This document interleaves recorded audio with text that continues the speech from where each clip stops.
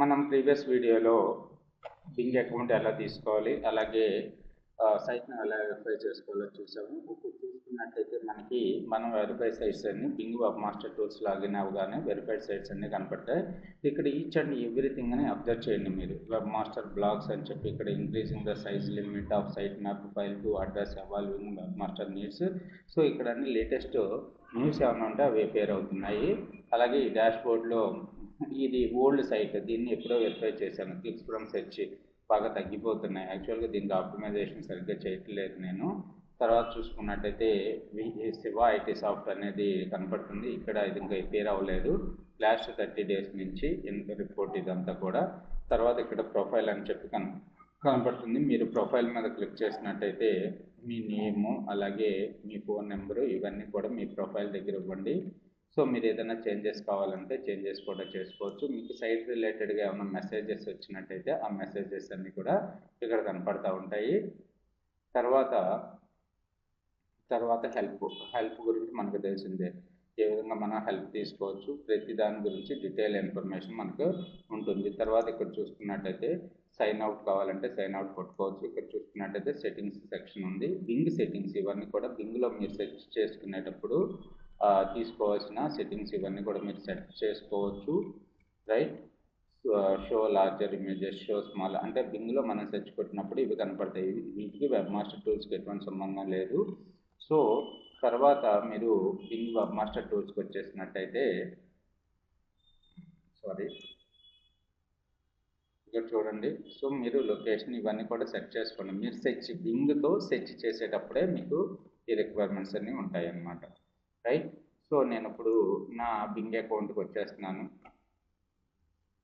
My saves, feedback, save search, my interest ఇవన్నీ కూడా డీటెయిల్గా కనపడుతుంటాయి. ఇప్పుడు బింగ్ వెబ్ మాస్టర్ టూల్స్లోకి లోడ్ చేస్తున్నాను. Bing webmaster tools, toolbox, webmaster. Okay, sign in.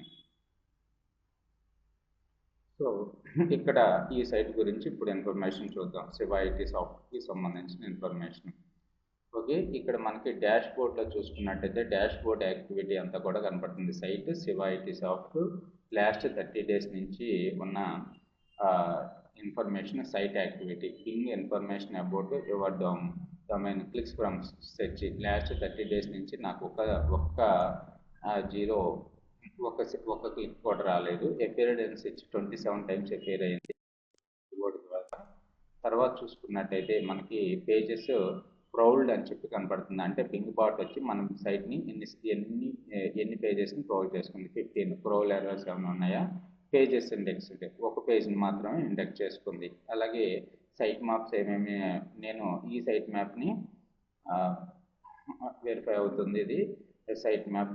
తర్వాత కీవర్డ్ సెర్చ్. సో మన దాంట్లో కీవర్డ్స్ ఏమేమి ఉన్నాయో మొత్తం 9 కీవర్డ్స్ని చూపిస్తుంది. Diagnostic tools, HS, Google word, markup validator, SEO analyser అని కనపడుతుంది. ఇన్బోర్డ్ లింక్స్, మన సైట్కి ఏవైతే ఇన్బోర్డ్ లింక్స్ ఉన్నాయో అవన్నీ కూడా కనపడుతుంది. ఇదంతా కూడా డాష్ బోర్డ్ ఇన్ఫర్మేషన్.